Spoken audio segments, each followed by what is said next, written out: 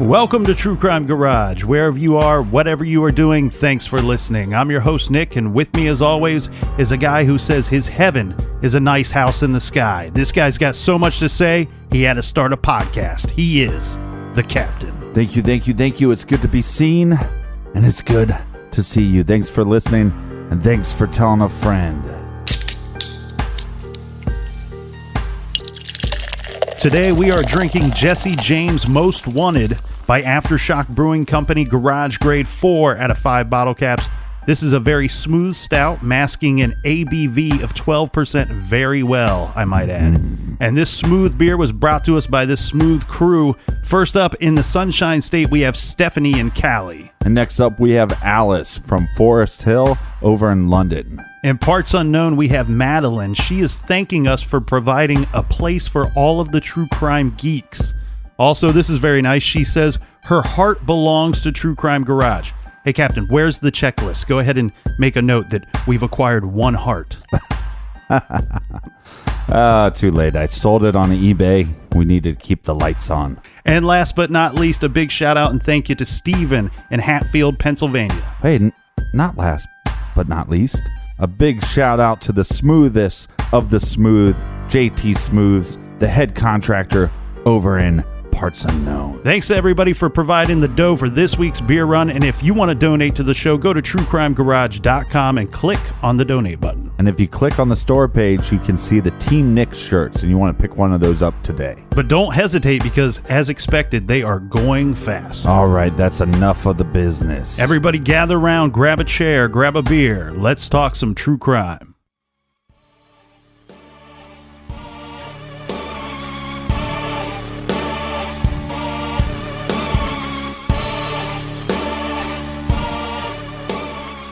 Let's get into a story that shocked the neighborhood and community.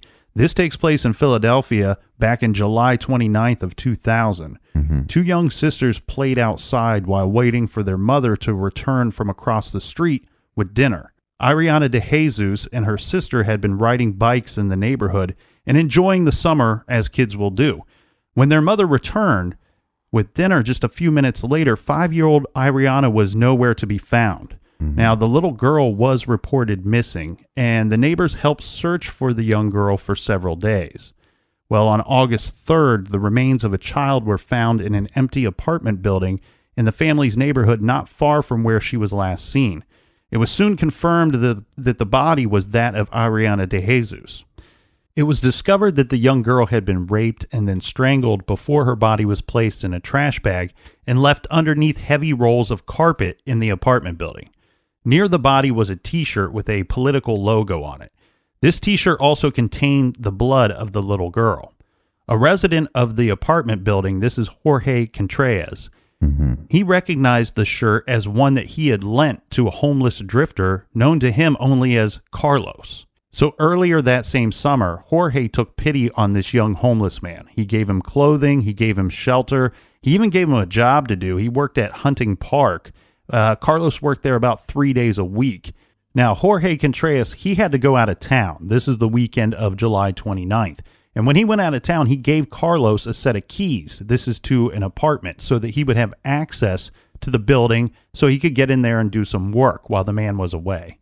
Now, another girl in the neighborhood would eventually tell police that she had seen Ariana walking with a Hispanic male. This is the evening that she had gone missing, and that she was holding the man's hand. They were walking in the direction of the apartment building where the body was later found. After that night, Carlos was nowhere to be found in Philadelphia, nowhere in the neighborhood. A sketch was made of this Carlos, and DNA that was found at the crime scene was entered into a national database. This is the CODIS database, in hopes of finding out more about this suspect. Unfortunately, no matches turned up, and tips of the suspect's whereabouts turned up empty. The case soon turned cold. Since he had not been seen since the girl went missing, Carlos then became wanted for questioning. We mentioned the sketch of him as well. This was profiled on the show America's Most Wanted. But later, police are going to get a huge break in this very tragic unsolved murder. A man named Alexis Flores. He was arrested in Phoenix, Arizona for shoplifting in 2002. Now, 2 years later, police came to Flores' residence in response to a noise complaint. While talking to him, he ends up giving the officers fraudulent identity documents. Well, possession of these items in Arizona is a felony.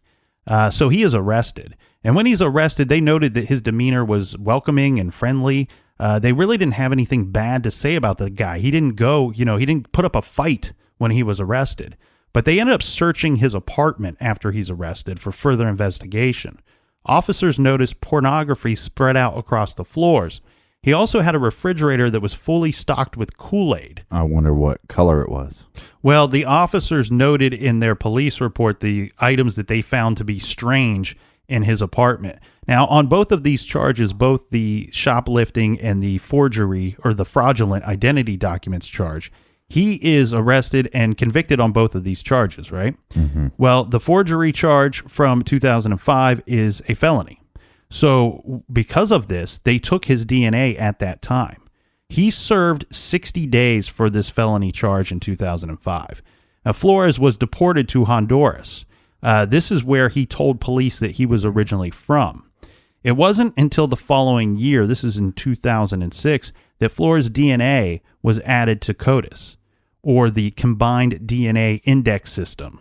So CODIS is a generic term used to describe the FBI's support program for criminal justice DNA databases. In 2007, a positive match was made between his DNA and the sample that was found way back when at the apartment building where Ariana was killed. And I'll post a picture of Flores, but he has black hair, brown eyes. He's about 5'4", so pretty small, 130 to 140 pounds. He's slim, a light complexion. He also has a scar on his forehead and right cheek. Well, after the DNA match was confirmed, an arrest warrant was issued by the Commonwealth of Pennsylvania, charging Flores with murder. Now, in June of 2007, the Federal Bureau of Investigation added Flores' name to the Most Wanted list in an effort to catch the suspect in this grisly murder of a young Pennsylvania girl. Flores replaced Shante Henderson on the list. This was an alleged Kansas City gang member who was caught on March 31st of that year. Now, the same day she was placed on the list was the same day she was apprehended. So he replaces her, and now they're offering a $100,000 reward for information that leads to the capture of Alexa Flores. The thing here is, though, authorities do believe that Flores is probably still living in Honduras, where they sent him back to after he committed the felony. Right. But regardless, we saw the situation yesterday when we talked about Van Wees. We were able to get him extradited back from Mexico so he could finally serve out that prison sentence that he deserves for murder. And the authorities here they're still very determined to bring him to justice for the murder of a little girl. And as always, when we see with these predators, these people that rape and kill, the concern, a big concern, and this should be a concern for the people of Honduras. Right. This is why you want to get this guy out of your country. Is that what you want to tell your people? That, we understand that you're from this country. You go off to another country and you commit horrible acts against very innocent people. Against children. Yeah. And then guess what? You can just come back here and we will house you, and you won't ever have to serve punishment or jail time for your crimes. That's not what you want to tell your people. I think regardless if you agree with our punishments or our prison system or the structure of society that we've created here, I think you tell your people, you know what, if you do the crime, you're going to have to go back to that place and you're going to have to face trial. He raped his victim. So I'd put money on the fact that this was not his first victim as far as a sexual assault goes. So you have that threat. It's not just the murder threat of somebody or a child in Honduras. We have sexual assault threats that, and that needs to be taken very serious. Yeah, and I mean, who knows? Maybe Kool-Aid is his beverage of choice. I don't know. Everybody enjoys a nice glass of Kool-Aid every now and then. What are you getting at with Kool-Aid? But I'm just saying that it seems like it would be something that you would use to lure a child or a young potential victim with, So to me, I feel like we have a guy here that is extremely dangerous. Oh, right. So you're just assuming that, this guy, that he has Kool-Aid for children. That is my assumption, yes. I was just going to assume that he has it because he's, A thirsty man. Well, but also it's cheap. Mm-hmm. So we just lost our Kool-Aid sponsor. Yeah, to me, this guy just screams danger, and I think that regardless of where he's hiding, they should be happy to send him back here to face trial. Well, and this is kind of deceiving. You know, his age is a little deceiving because he is so small. Yeah, and so he's got a very young-looking face. Yeah, I mean, he looks, in the one picture, I mean, he looks 12.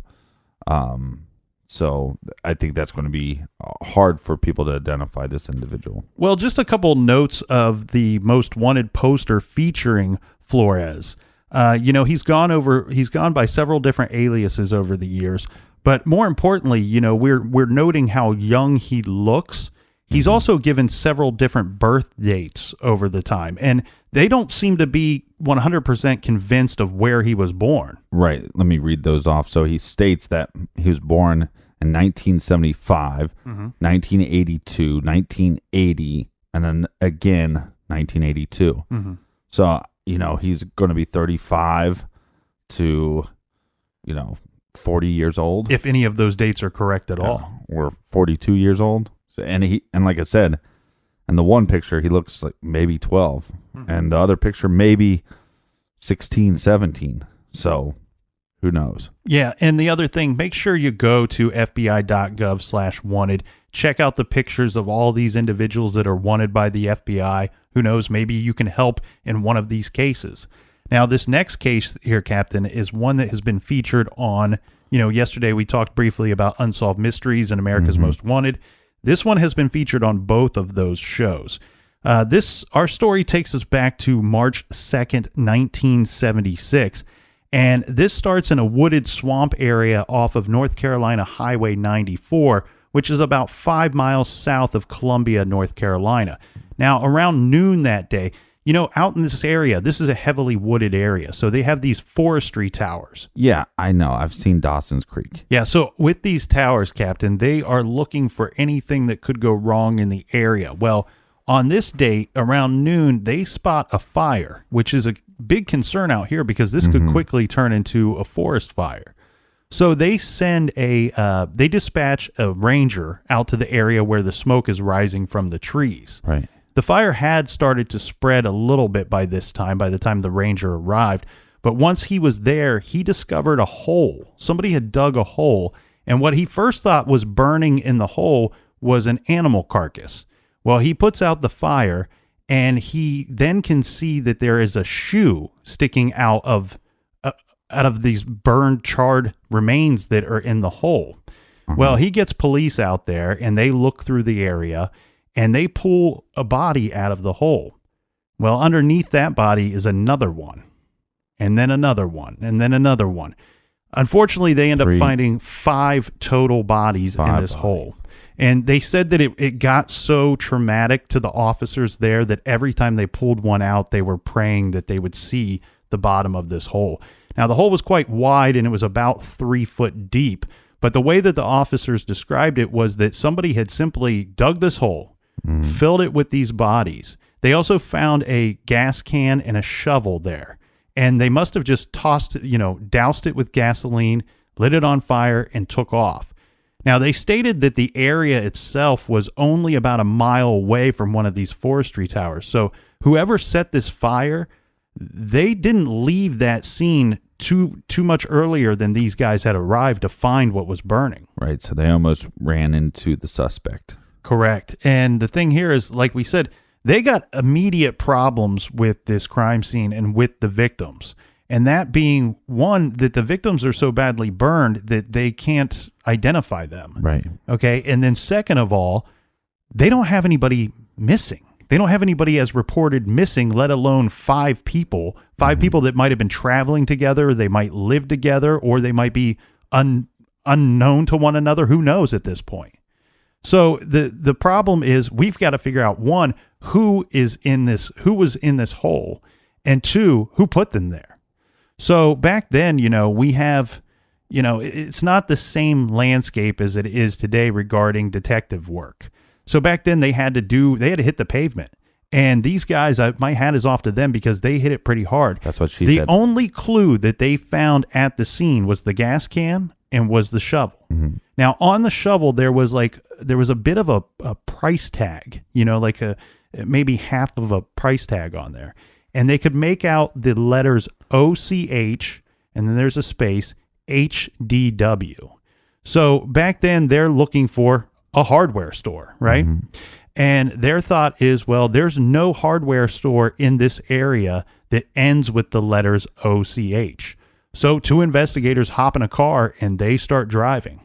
And they go from town to town, and while they're, they have people at their office contacting police departments in the surrounding areas, asking simple questions like, is there a hardware store in your neighborhood or in your neck of the woods with that would end in OCH? Right, and nowadays they can just go back to their desk and Google this.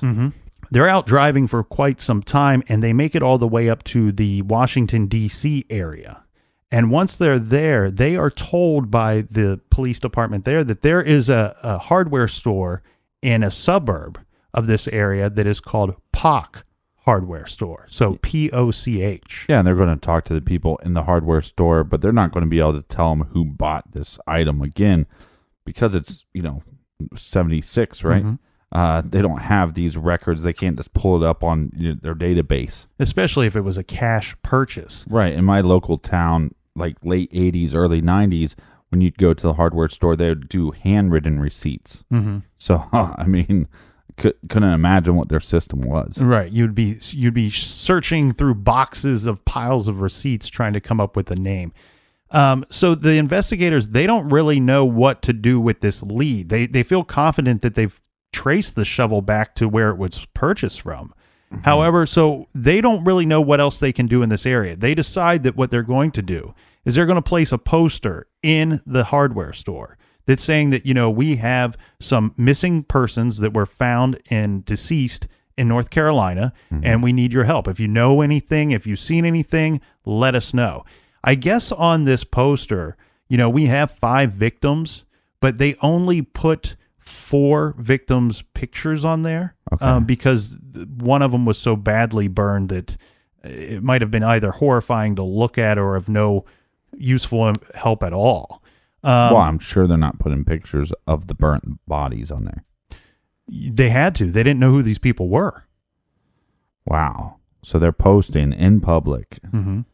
Ah, man, that would be charred victims. Could you imagine you're just going to get charcoal? That's bad. Oh, if you're going to go get some mulch or something, and then you see this photo. I'm scared. Think about all the kids that walk by that. Well, according to police reports, this would be about a week later on March 10th. There was a neighbor. He lived in a neighborhood in Bethesda. Now, he grew concerned about the family next door, about their absence, claiming that he had not seen them for about a week. So this neighbor contacted the local police, who dispatched a detective to the home. Now, after meeting with the neighbor who had a key to the home, the detective used the key to get into the home to see if anything was wrong. As he approached the front door, he found blood droplets on the front porch. And he entered the home only to discover that there was blood spatter everywhere. It was on the floor. It was on the walls. It was in the bedrooms. Some of it even covered the ceilings. Right, and the blood on the porch gives the officer probable cause. Yes, this detective stated that in his 12 years as a police officer, and still to this day, this was the worst crime scene he had ever observed. Now, whose home was this? This was the home of the Bishop family. This was a family of 5, plus we have Brad Bishop. He's the father. His mother lives there with the family as well.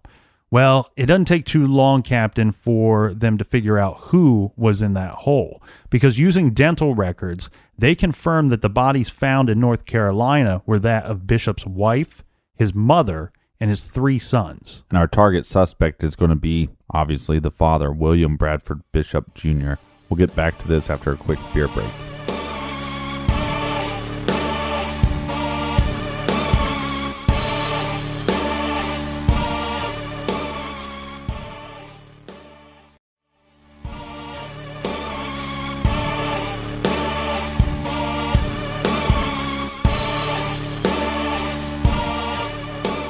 All right, we're back. Cheers, mates. So who is William Bradford Bishop Jr.? Well, he goes by Brad Bishop, and he's a pretty accomplished man by the time of 1976. He has graduated from Yale. He also has a master's degree in Italian from Middlebury College. So this is a well-schooled, well-educated man. Yeah, it lists that he speaks 5 languages, and that he also, his occupation was United States Government Foreign Service Officer. Yeah, and before he worked for the U.S. State Department, he spent 4 years in the U.S. Army where he worked in counterintelligence. So this is a guy that has a bit of a unique background. Well, he spent a lot of time working, as the captain had said, in the U.S. Foreign Service. This was for many postings overseas. Some of the postings included Italian cities, and he was well-traveled, well-educated.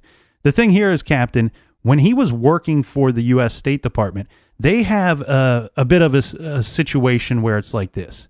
It's an up or out situation, meaning that you either keep getting promoted year after year to new job assignments, or once you stop receiving these promotions, well, you get fired, you get let go. Right. This is the same thing I've been trying to tell you about the garage. I mean, if you don't take the position of colonel, we're going to have to get rid of you. Well, I've applied, and there's several people that will vouch for my you have not applied. Ability. You have not applied. You keep denying the request of colonel. You know what? I tell you what, Captain, there's only 2 of us here in the garage, so I really think my best ability is my availability. So I'm here. I should get the job.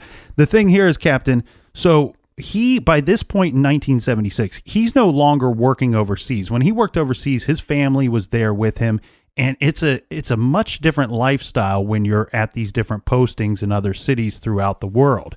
You know, you receive a whole bunch of privileges, and on top of that, you get your regular salary, but you basically have no cost of living. You know, they're providing housing for you, transportation, things of that nature. So when you have to come back and start working in the United States, you still collect your salary, but now you have to pay for cost of living. And this guy, he liked to live a bit of a lavish lifestyle when he could. Mm-hmm. He got used to that overseas.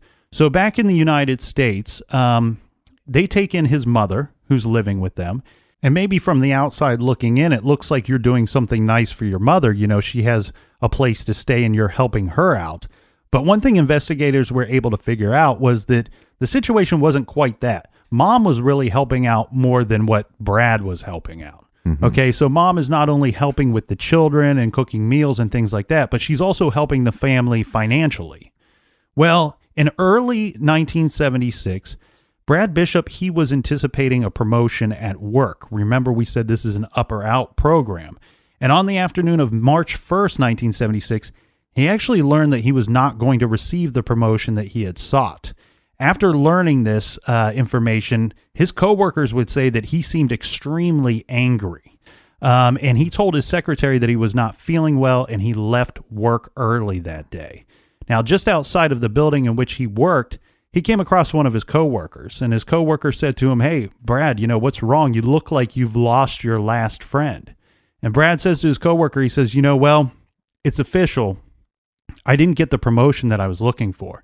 His coworker says to him, "Well, I didn't get the promotion I was looking for either." Mm-hmm. And he says, "You know, Brad, just take it easy. You should just go home, try to get some sleep. Tomorrow's a new day. Give me a call next week, and we'll try to figure something out." Well, Brad is a bit of an arrogant dude. Oh, his name's Brad. And Brad says to his coworker, "You know, I know you didn't get your promotion, but I was much more deserving of the promotion that I was seeking." So the coworker says, unfortunately, he never heard from Brad Bishop again. Well, fortunately, he didn't. Police have figured out that after he left that day from the U.S. State Department headquarters, mm-hmm. he went to a bank where he withdrew several hundreds of dollars. He then drove to a Montgomery Mall and bought a sledgehammer and a gas can at the Sears. From there, he went to a gas station and filled the gas can, as well as filling up his vehicle. This is a station wagon. And from there, he drove to Pox Hardware, which this was the time where he purchased the shovel. Right, the smoking gun. Mm-hmm. Well, after this, he returned to his home. and police believe that he would have got there between 7:30 and 8 p.m. After dinner, he and his wife put the children to bed, and after which his wife went into the study and she's working on some correspondence and such. And his mother decided to take the family's dog, this is a golden retriever, for a walk. Well, while his mother is gone on the walk, Brad, he attacks his wife in the study. And this sledgehammer, we said he bought a sledgehammer, but it's not, the big long-handled sledgehammer. It's got the sledgehammer head with a more traditional handle of a hammer. So it's a handheld deal. And he attacks her in the study. They could determine this by the amount of blood that was found in the study. They believe that after he had killed his wife, that he carried her into their bedroom and placed her on the bed and closing the door. He then went upstairs into the children's bedrooms and attacked them as they slept. Now, one of the kids slept in a bunk bed. And so one thing that the police found incredibly disturbing amongst all the blood that was in the house was the number of times that they could tell that when he was pulling the sledgehammer up, that he was hitting the ceiling and making marks and holes in the ceiling, and the number of times that he had to do that while he killed his child. This is an animal. Mm-hmm. Well, his mother would return from walking the dog, and they believed that she must have spotted some of the blood because she apparently tried to lock herself in the bathroom to get away from Brad. Well, Brad, he kicks in the door, and it's not so easy. He really had to beat down this door to get into the bathroom, and there he killed his mother. From there, they believe that he cleaned himself up, that he took a shower, maybe a change of clothes, and then he loaded all of the bodies of his family into the family station wagon. From there, he drove over 275 miles down to that spot in North Carolina, where on the next day he dug the shallow hole and he piled the bodies into the hole and doused them with gasoline and set them ablaze. It seemed like he had a definitive plan. Yeah, here's the thing, Captain, and this is one thing I found it's extremely interesting, was investigators wondered why he wouldn't have just buried his family. Because they state that, at some point we would have noticed that this empty house, there was nobody in this house anymore and we have some missing persons. But this was... Well, we have tons of blood. Yeah. But the thing here is he could have eventually cleaned up that house. Mm-hmm. Any number of things could have happened. And they just really wonder why he didn't bury them, because they really believe, given the location that he chose to set this fire, that they may have never found the bodies of his family. Right. And in an interview, remember I said this was covered on Unsolved Mysteries and America's Most Wanted. Later, it was covered on The Hunt, the John Walsh show. Right. And on that show, they had an interview with the psychiatrist that said, in his opinion, for Brad killing his family, the murders didn't stop when they were dead. For Brad, the murders stopped after he drove the bodies out into the woods, dug the hole, and set them on fire. And almost because he's such a psychopath and that he was such a narcissist, that he believed that these people were holding him back, that he couldn't live the life that he wanted to live because of his family.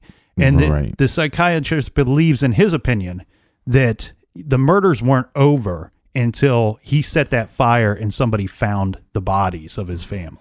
Yeah, well, like I said before, this, Brad is an animal. Mm-hmm. But what made him that way, I don't know. I mean, look, he was in the service during the Vietnam War.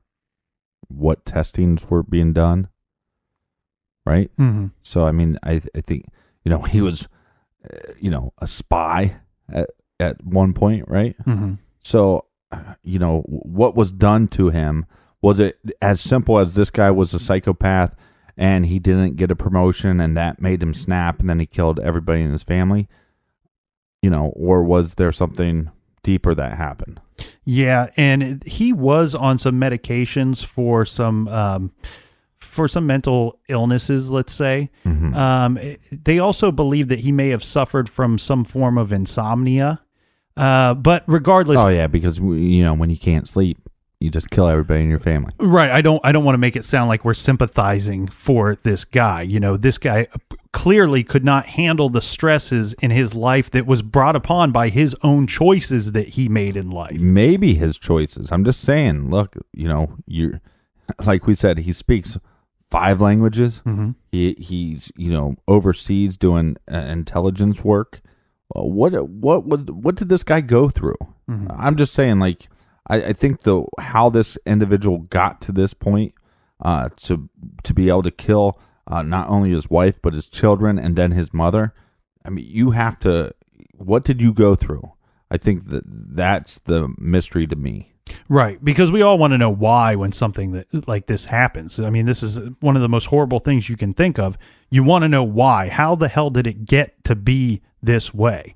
I mean, we may never know. We may never know, but I will throw out there this, you know, you have other options. You can just walk away. You can just walk away and not, you know, end the lives of these people that are supposed to be your loved ones. Right, but sometimes it's not that simple. And that's all I'm saying is we don't know what this individual went through. I'm not trying to sympathize with them, but, you know, there was a lot of testing done with, you know, LSD, for example.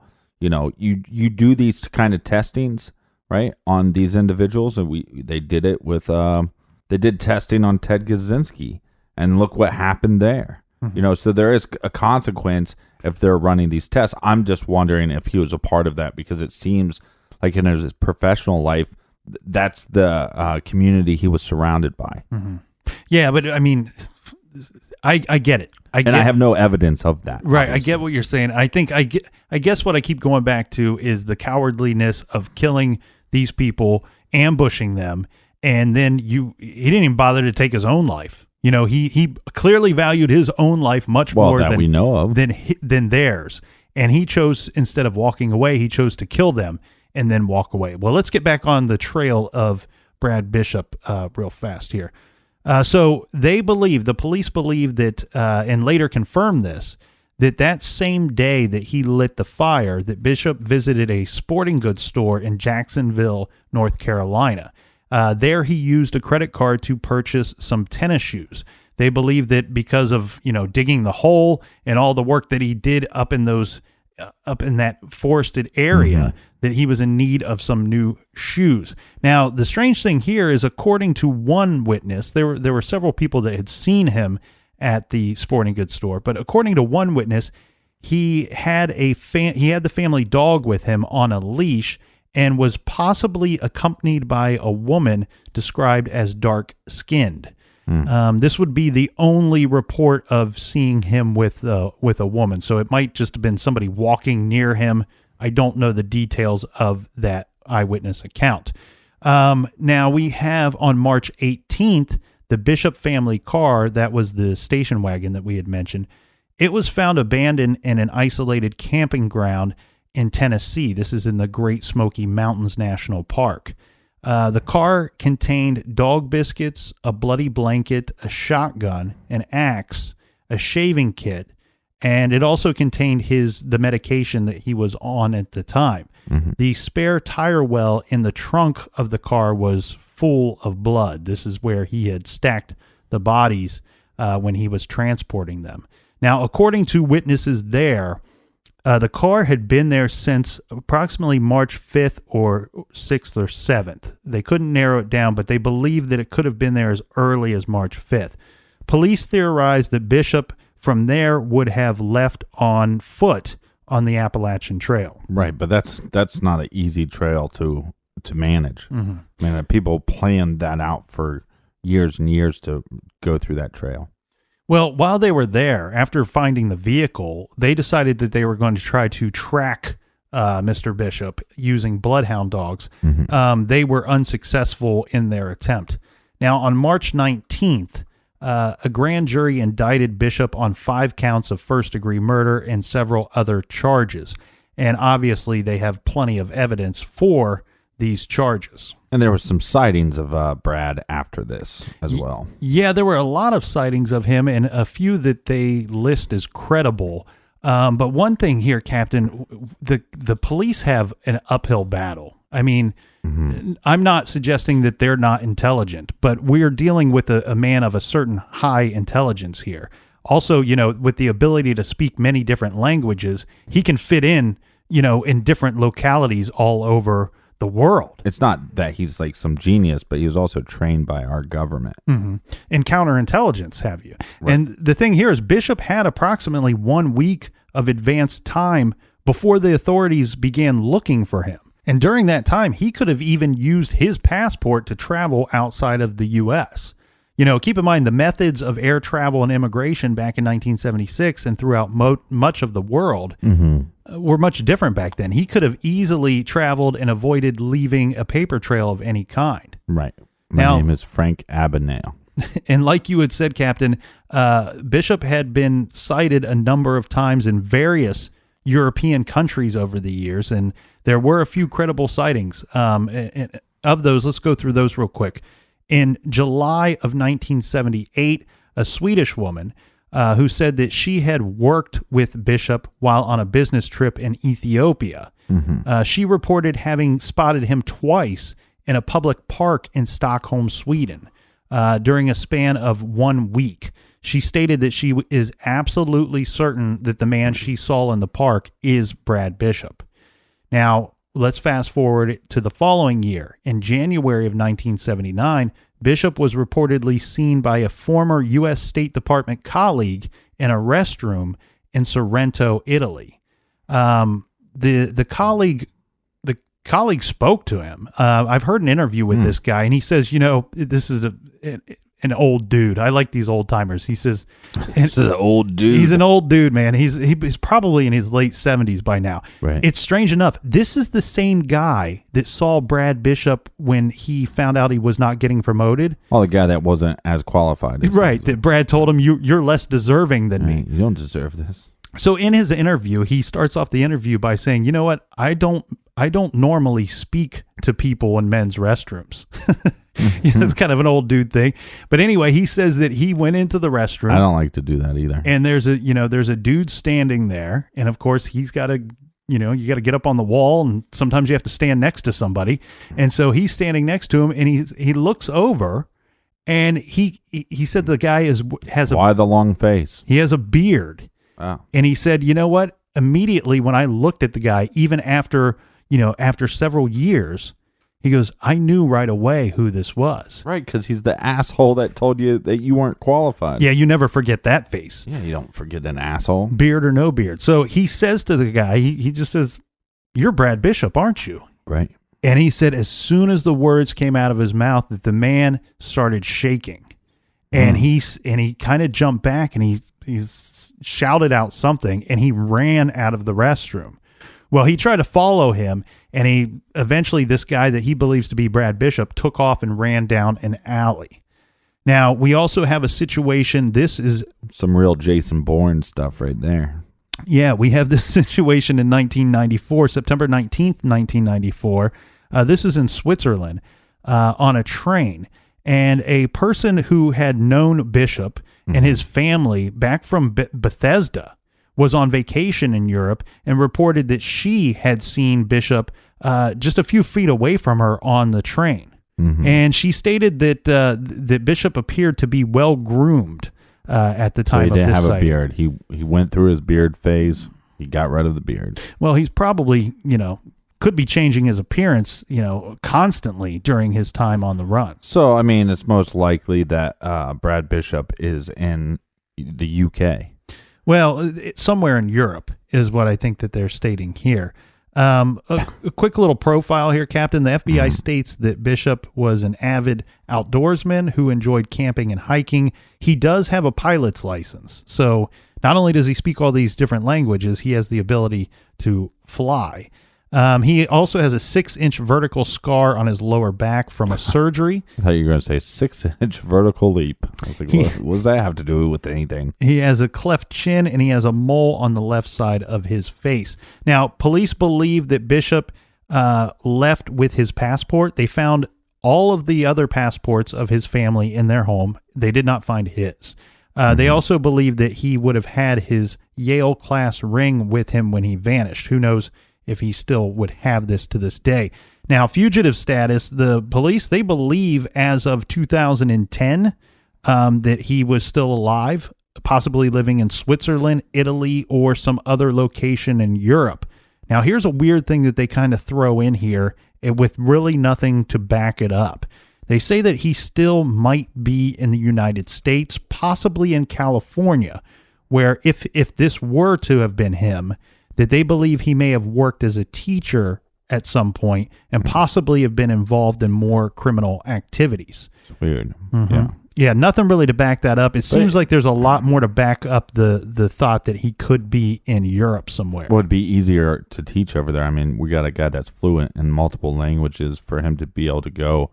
I mean, they'll take non-college graduates and teach English over there sometimes. So I could see that being a possibility. But, you know, the thing about William Bradford Bishop is he'd be in his 80s. Yeah, so he would be roughly 80 years old, yeah. Right. So if he did not kill himself, if these sightings were accurate, and he lived, you know, life outside of this crime, he's probably dead or going to be dead soon.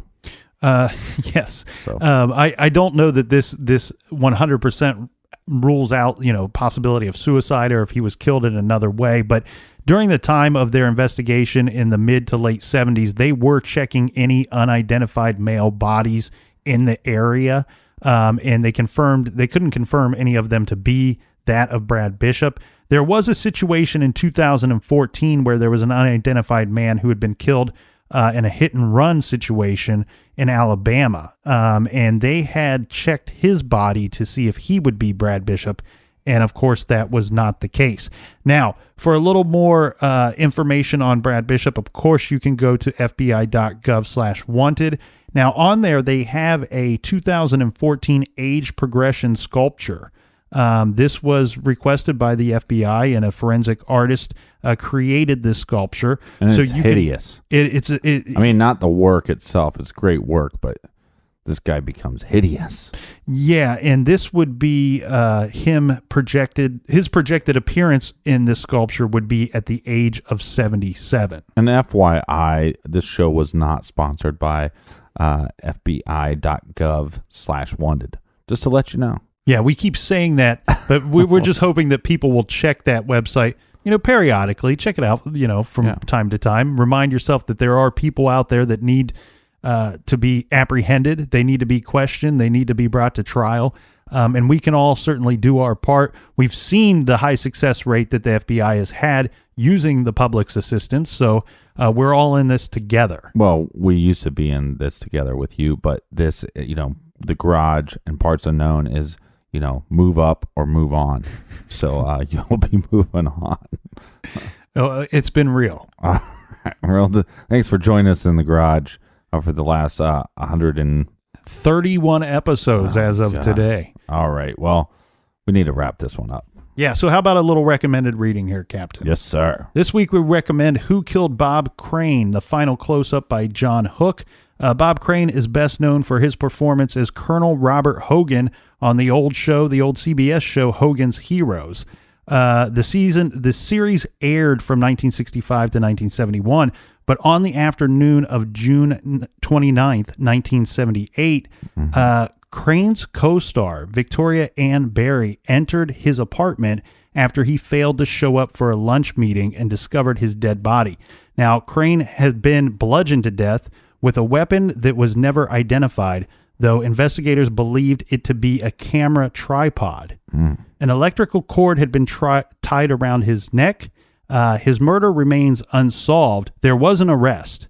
Police arrested Crane's friend John Carpenter. The two friends had a weird, dark obsession. This was videotaping women during sexual encounters. Carpenter went to trial but was acquitted. So now we're left asking, who killed Bob Crane? Was it Carpenter or was it someone else? So check out. And this is not John Carpenter, the Halloween John Carpenter. Not the famous John Carpenter. This is some hanger-on that was friends with Bob Crane. Yeah, John Henry Carpenter. Yeah, so check out Who Killed Bob Crane by John Hook. You can do that by going to our website, truecrimegarage.com. Click on the recommended page. We have that recommendation there, as well as all of our others. And we have our Amazon banner that you can use to pick up any of your favorite true crime books. All right. So if you haven't got a Team Nick shirt, I tried to get him to do the Team Colonel shirt, but he was, he kind of was lame. Mr. Lamo. He was Colonel Lame Pants. Hey, it's all about me. I wanted to see my hey, name Mr. on the Clean shirt. Pants. Why are your pants so clean? Real quick, Captain, a word to the wise. We want to tell everybody that all the people that love True Crime Garage, make sure you subscribe to the show because we've been getting a little, little willy-nilly with the release times and dates of our show. And next week we have a big surprise for you. So if you subscribe, you don't have to keep refreshing your phone looking for the garage. Yes. So make sure you subscribe because next week you don't want to be the last one in the garage. Yeah, for the surprise. All right. Till next week, my friend. Everybody be good, be kind, and don't litter.